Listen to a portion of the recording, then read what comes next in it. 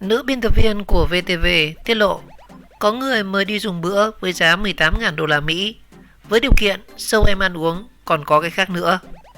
Số tiền mà nữ MC Mù Tạp được chào mời để đi ăn uống dễ dàng khiến nhiều người phải ngã ngửa.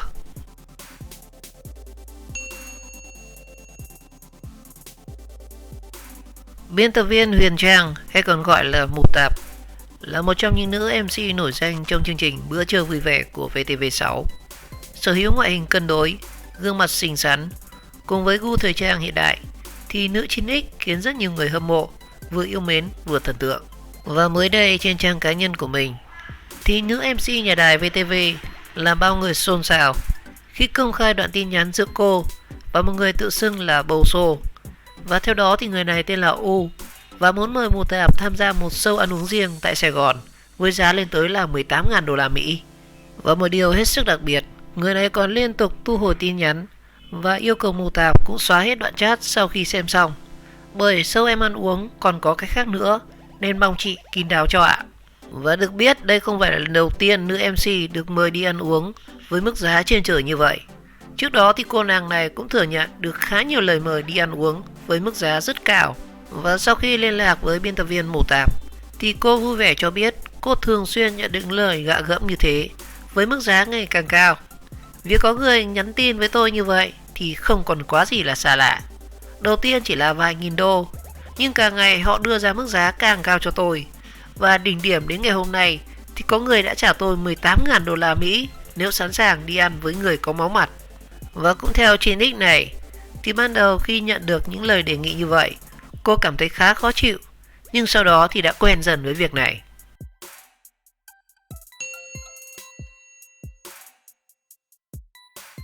MC Huyền Trang Mù Tạp, người tôi gạ tôi đi ăn với mức giá 18.000 đô la Mỹ.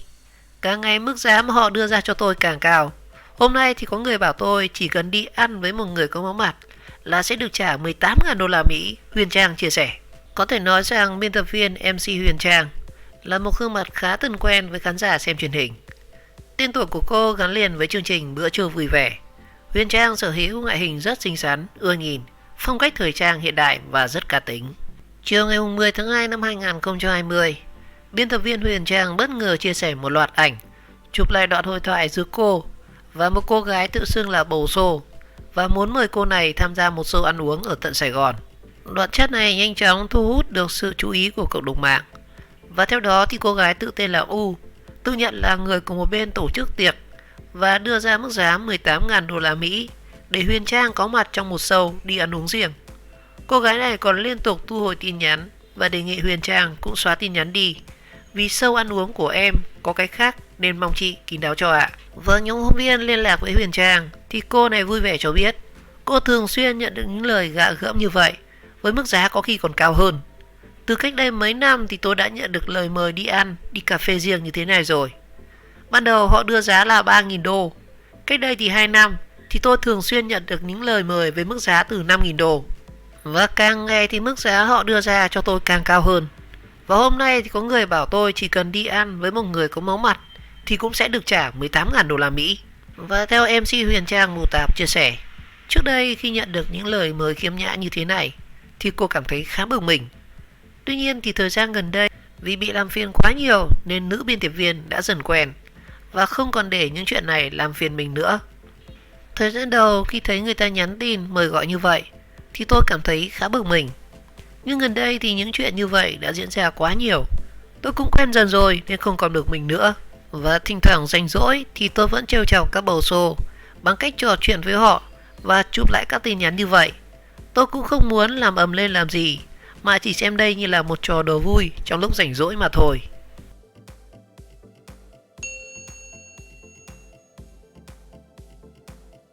Các MC đình đám của VTV giàu có cỡ nào, cứ nhìn không gian sống sang chảnh của họ là sẽ rõ. MC Ngọc Trinh, Diệp Chi, Hoàng Linh đều sở hữu căn hộ riêng với nội thất sang trọng rất đáng ghen tị và đầy ngưỡng mộ. Các MC của VTV nổi tiếng như là Ngọc Trinh, Diệp Chi, Hoàng Linh luôn ghi điểm trong lòng khán giả nhờ lối dẫn dắt và nói chuyện thông minh, duyên dáng, xinh đẹp lại giỏi giang. Bản lĩnh nên không có bất ngờ sau khi rất nhiều năm miệt mài với nghề thì bên cạnh việc có chỗ đứng nhất định thì ai cũng sở hữu cho mình một cơ ngơi không hề nhỏ một chút nào. Và chẳng cần nhìn đâu xa, cứ xem không gian sống sang chảnh với một loạt các tiện nghi nội thất xa hoa, cầu kỳ của một loạt MC này là đủ biết. Có sự nghiệp vững chắc trong cuộc sống rất thoải mái, đầy đủ như thế này thì ai mà chẳng phải ghen tị và đầy ngưỡng mộ đầy. Nói về độ chịu chơi thì biên tập viên Ngọc Trinh luôn được điểm mặt không nhất thì nhì trong danh sách của MC chương trình Chuyển động 24 giờ, sở hữu dàn siêu xe, túi hiệu cùng đồng hồ bạc tỷ khiến ai cũng phải ghen tị. Và mới đây thì một lần nữa biên tập viên Ngọc Trinh lại khiến dân tình không thể không ngưỡng mộ khi khoe ảnh nhà mình lên mạng xã hội. Chỉ với một bức hình nhưng không khó để nhận xét không gian sống của cô rất sang trọng, qua lối thiết kế và trang hoàng. Và Ngọc Trinh cũng khoe bản thân tự biên tự diễn chứ chẳng thuê ai thiết kế cả. Chúng ta có thể thấy với không gian thiết kế vô cùng sang trọng, với những bức tranh cộng với lối trang trí rất châu Âu này, có thể nói rằng Ngọc Trinh là một người rất tài năng. MC Diệp Chi cũng từng khiến rất nhiều người trầm trồ khi cô này khoe một loạt hình ảnh kèm theo mô tả khá chi tiết về căn hộ chung cư cao cấp của mình đang ở cùng với cô con gái nhỏ. Và được biết thì ngôi nhà này được thiết kế theo ý tưởng của chính nữ MC VTV xinh đẹp. Nội thất cho căn nhà đều do cô tự tay mua sắm và trang trí. Căn hộ của Diệp Chi trông rất sang trọng và hiện đại với tông vàng, tạo ra cảm giác rất ấm cúng. Còn đối với căn phòng của cô con gái Sumo thì mang màu hồng pastel rất xinh xắn và đáng yêu. Có thể nói rằng những góc khác đều thể hiện những gu thẩm mỹ không phải dạng vừa của nữ chủ nhân. Nữ MC Hoàng Linh và chồng cũng đã tậu nhà trong dịp năm mới. Được biết căn nhà này có giá khoảng 5 tỷ đồng và hai vợ chồng cô đang hợp sức để có thể trả nợ hết tiền vào năm 2023. Sau đó thì cặp đôi này sẽ tính chuyện sinh thêm em bé. Và trong ngày mua nhà mới thì chồng của MC Hoàng Linh cũng đã viết một bản cam kết vô cùng đáng yêu. Tôi xin cam kết sẽ không tranh chấp bất cứ tài sản gì với vợ nếu tôi làm ảnh hưởng tới hạnh phúc của gia đình. Căn nhà của MC Hoàng Linh lấy hai tông màu trắng và vàng làm chủ đạo. Thêm vào đó với sự tối giản trong nội thất tạo ra cảm giác rất rộng rãi. Cô cũng thích trang trí với nhiều hoa và cây cối trong nhà để không gian thêm phần thoáng đãng. MC Minh Hà cũng sở hữu cuộc sống sang chảnh không hề thua kém chị em. Và đoán xem cô nàng tiểu thư này sẽ sống trong cơ ngơi hoành tráng đĩ cỡ như thế nào. Các nhà mà Minh Hà đang ở vô cùng sang trọng, hiện đại với tông màu chủ đạo là vàng và xanh. Nhìn nội thất rất cầu kỳ xa hoa như này thì nhiều người đoán rằng giá trị của căn nhà không hề nhỏ một chút nào. Là một trong những MC kỳ cựu tại VTV thì MC Long Vũ cũng đã có cho mình riêng một cơ ngơi rất rộng rãi. Nam MC này sở hữu một căn biệt thự có thiết kế vô cùng độc đáo, được xây dựng trên mảnh đất 1.000 m², nằm trong công viên của một khu đô thị cao cấp.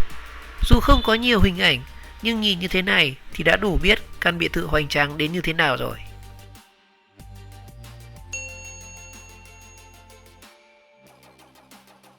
Choáng với khối tài sản khổng lồ của cặp chị em nổi tiếng biên tập viên Ngọc Trinh và bạn trai của Đỗ Mỹ Linh, Dương Bảo Hưng.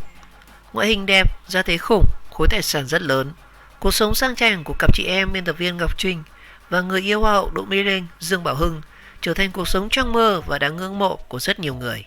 Những ngày vừa qua thì trên mạng xã hội bất ngờ xuất hiện một đoạn video review bộ sưu tập những chiếc xe khủng với giá trị lên tới hàng chục tỷ đồng ở một tầng hầm được cho là của biên tập viên Ngọc Trinh, gương mặt vô cùng thân quen với khán giả qua chương trình Chuyển động 24 giờ. Đoạn clip kèm với lời giới thiệu hiện tại dưới hầm nhà cô có rất nhiều xe, bao gồm có Lamborghini, Ferrari, Rolls-Royce, Bentley, Range Rover. Và cô cho tôi biết rằng cô rất may mắn khi có đủ chìa khóa để có thể mở tất cả những chiếc xe kể trên, khiến cư dân mạng đinh ninh rằng toàn bộ số xe siêu sang kia là thuộc quyền sở hữu của nữ MC xinh đẹp này. Mới đây thì biên tập viên Ngọc Trinh đã chính thức lên tiếng đính chính về tin sở hữu dàn siêu xe trị giá vài chục tỷ. Qua đó thì nữ MC này cho biết đấy chỉ là một clip quay từ 1 năm trước và số siêu xe xuất hiện trong clip thực chất chỉ xuất hiện để hỗ trợ cho đoạn clip review chứ không phải là tài sản của cô. Tuy vậy thì tin đồn nữ MC và em trai Dương Bảo Hưng chính là bạn trai tin đồn của hậu Đỗ Mỹ Linh có gia thế khủng và cố tài sản lớn đã xuất hiện từ rất lâu. Người hâm mộ luôn đặt câu hỏi về độ giàu có và độ chịu chơi của cặp chị em nổi tiếng này. Biên tập viên Ngọc Trinh sinh năm 1986, từng là sinh viên của Học viện Báo chí và Tuyên truyền. Sau đó thì trở thành biên tập viên của VTV từ khi còn là sinh viên. Và không chỉ đảm nhận việc dẫn dắt các bảng tin mà cô còn tham gia vào công việc biên tập tổ chức sản xuất, Khán giả rất quen mặt với cô với các chương trình của VTV24 như là chương trình Chuyển động 24 giờ. Là một người khá kín tiếng trong chuyện tình cảm.